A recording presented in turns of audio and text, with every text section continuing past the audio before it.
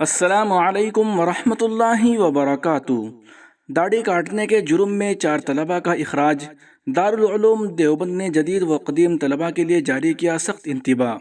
امتحانات کے متعلق بھی سخت ہدایات جاری کی گئی۔ عظیم علمی دانشگاہ دارالعلوم دیوبند نے داڑھی موڑنے کا جرم کرنے والے دورہ حدیث شریف کے 4 طلباء کا اخراج کر دیا ہے اور تمام جدید و قدیم طلباء کو انتباہ دیا ہے کہ داڑھی کاٹنے جیسا جرم ناقابل معافی ہے۔ اگر کوئی طالب علم ریش تراشیدہ ہے تو اس کو نہ داخلہ دیا جائے گا اور داخل طالب علم کا فوری اخراج کر دیا جائے گا۔ اس سلسلے میں آج ادارے کے ناظم تعلیمات مولانا حسین احمد ہریدواری نے جاری ایک اہم اعلان میں کہا کہ قواعد داخلہ دارالعلوم دیوبند میں یہ واضح ہے کہ نامناسب وضاقتہ بالخصوص داڑھی موڑوانا یا تراشنا عربی مدارس میں قرآن و حدیث پڑھنے والے طالب علم کو ہرگز سیب نہیں دیتا ہے۔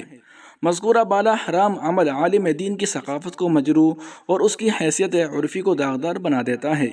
دارالعلوم دیوبند ہمیشہ سے اس معاملے میں زیادہ حساس رہا ہے، اس لیے کسی جدید یا قدیم طالب علم کا اگر وہ ریش تراشیدہ ہے نہ داخلہ ہوگا اور نہ ہی داخلہ برقرار رہے گا۔ انہوں نے کہا کہ 14 رجب المرجب سن 1444 ہجری میں منعقد مجلس تعلیمی میں دورہ حدیث شریف کے 4 طلباء کا اسی جرم کے مرتکب ہونے کی بنا پر اخراج کر دیا گیا ہے۔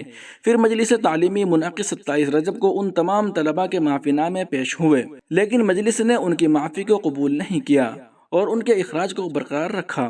اس لیے من جانب مجلس تعلیمی اعلان کیا جاتا ہے کہ جو طالب علم اس حرام اور سنگین جرم کا مرتکب پایا جائے گا اس کا اسی وقت اخراج کر دیا جائے گا۔